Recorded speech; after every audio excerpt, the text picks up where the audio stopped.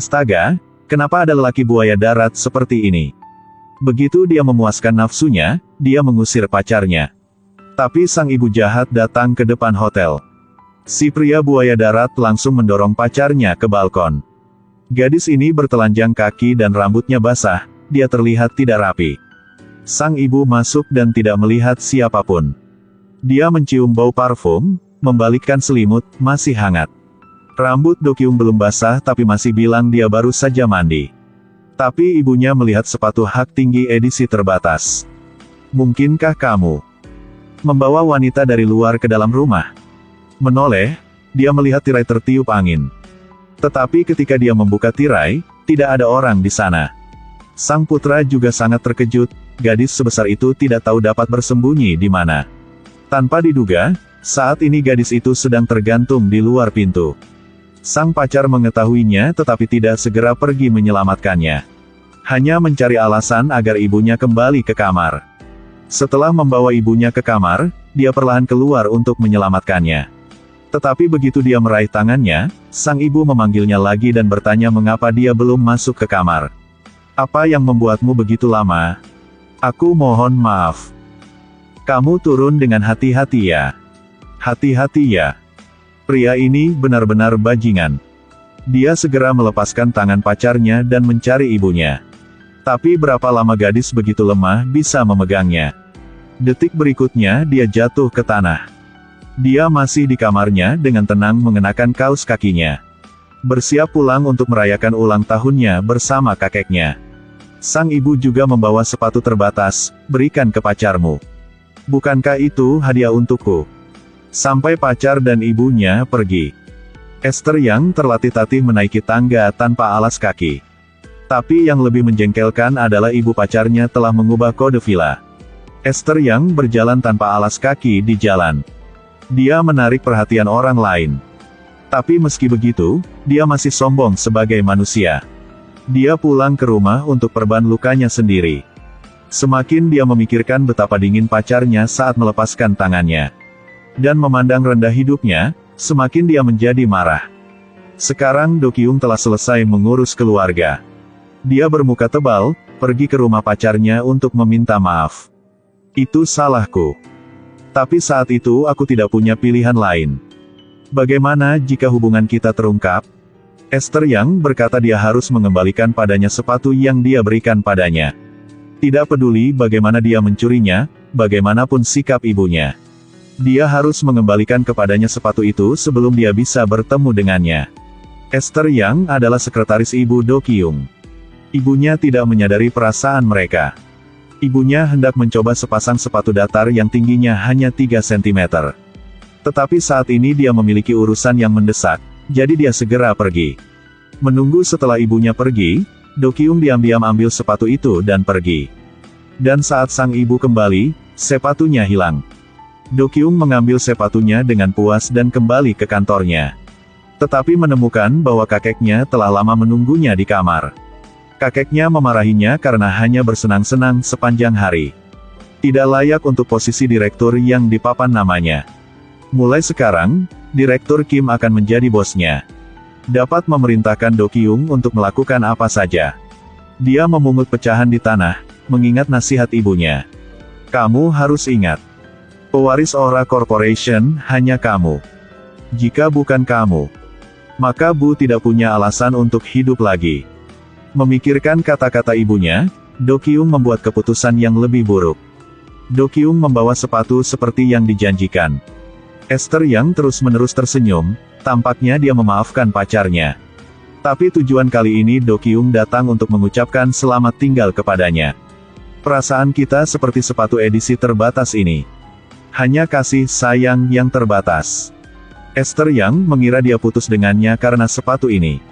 Tapi Do Kyung dapat menyadari bagaimana dia cinta kekayaan dan kesombongan. Bahkan jika dia berpuasa untuk menghemat uang. Dia harus memakai riasan cerah saat dia pergi bekerja. Yang penting sang pacar tidak bisa meyakinkan ibunya untuk menerimanya. Dia tidak ingin menyakiti ibunya karena hubungannya dengan Esther Yang. Dan kehilangan hak untuk mewarisi perusahaannya. Aku akan berkencan buta dengan wanita yang ibuku suruh untuk dinikahinya. Aku tahu.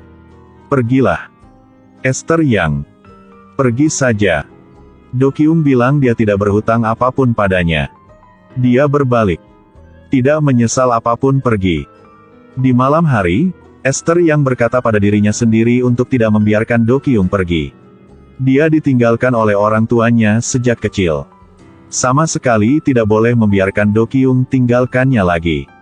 Keesokan harinya, sampai sekarang, Esther Yang tidak pernah begitu sombong. Dia langsung meletakkan surat pengunduran dirinya di meja ibu Do Kyung. Mulai sekarang, tidak perlu bekerja untuknya lagi.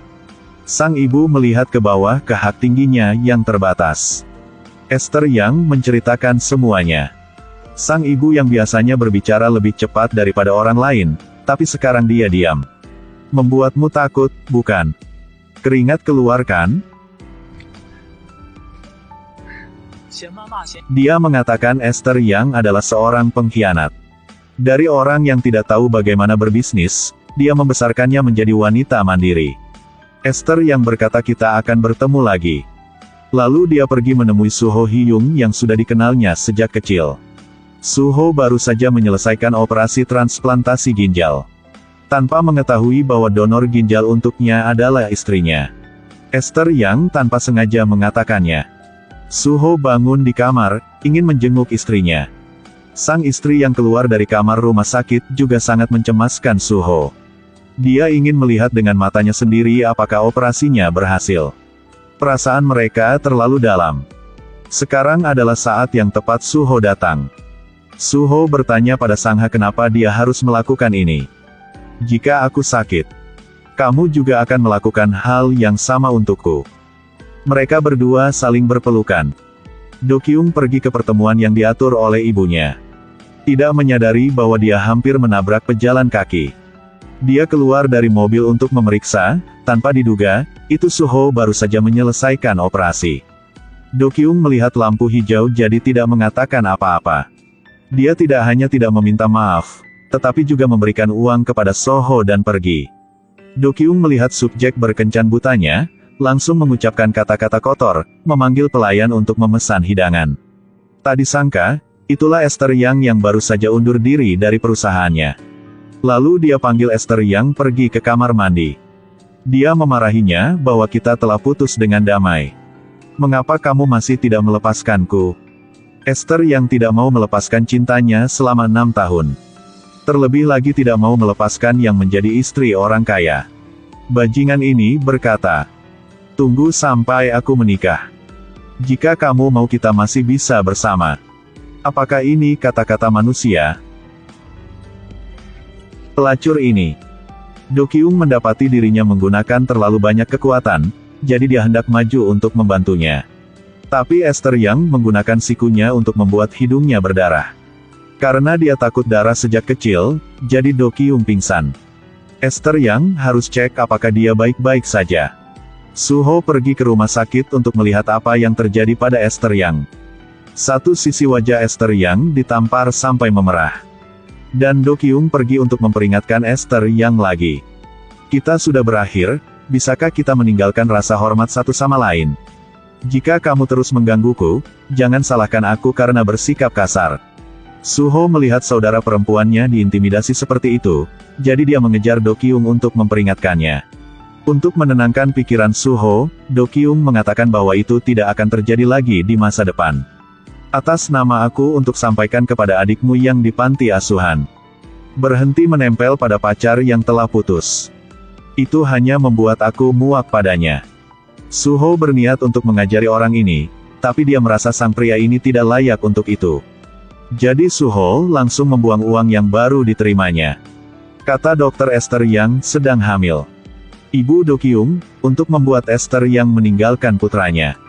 Dia meletakkan lukisan berharga perusahaannya di dalam mobil Esther Yang. Lalu memanggil polisi untuk memeriksa. Jadi Esther Yang ditangkap di dalam penjara. Duduk di sel yang dingin, Esther Yang tidak mudah menyerah. Apalagi, sekarang dia memiliki kartu yang lebih baik dari sebelumnya. Kemudian Ibu Do Kyung menerima pesan dari Esther Yang. Saat dia menunjukkan gambar USG, Ibu Do Kyung langsung mengerti semuanya. Dia dengan marah mengambil foto itu dan merobeknya ke tanah. Esther yang berkata jika dia tidak membiarkannya keluar, dia akan mengungkapkan informasi bahwa putra Taipan itu membuat sang sekretaris hamil. Esther yang akhirnya dibebaskan. Sang ibu juga berpura-pura sakit di rumah. Beritahu Do Kyung bahwa Esther sedang hamil. Mengetahui itu, seluruh dunia sang ibu runtuh.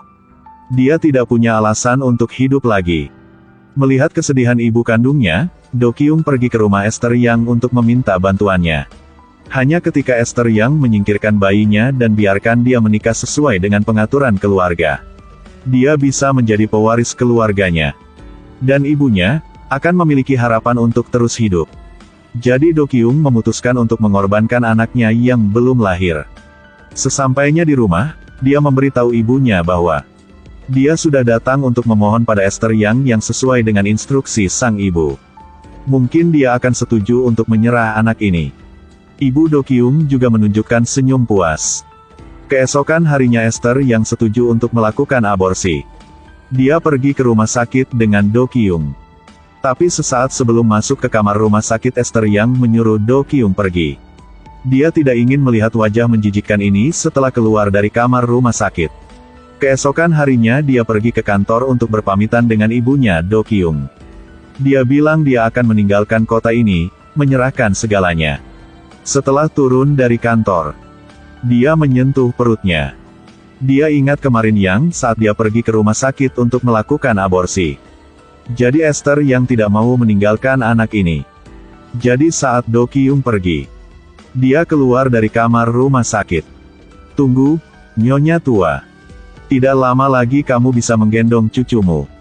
Suho dan Saha akan pergi berbulan madu. Esther yang juga harus pergi ke luar negeri. Jadi ketiganya menyewa hotel, ingin mengubah nasib 4 orang. Produk yang diinvestasikan sendiri oleh Do Kyung gagal total. Sang kakek ingin dia pergi ke Asia Tenggara untuk pelatihan lebih lanjut. Do Kyung marah. Meminta bantuan ayahnya, tapi tidak ada gunanya. Saat Do Kyung sedang di lobi mempersiapkan penerbangannya, tiba-tiba rumah sakit memanggilnya.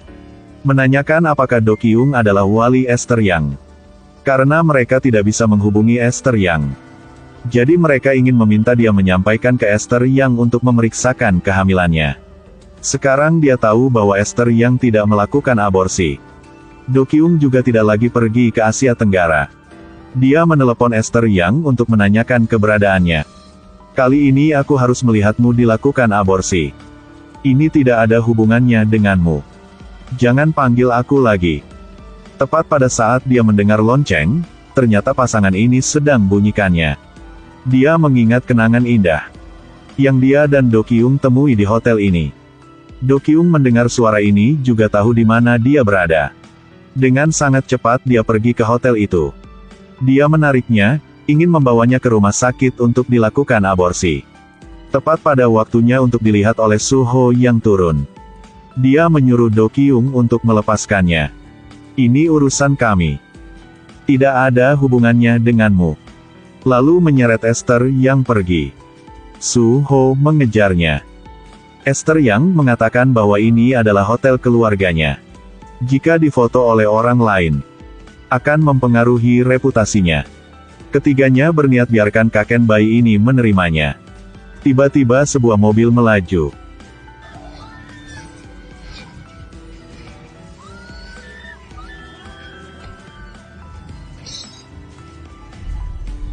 Do Kyung sudah tidak bernapas lagi, dan Suho masih hidup.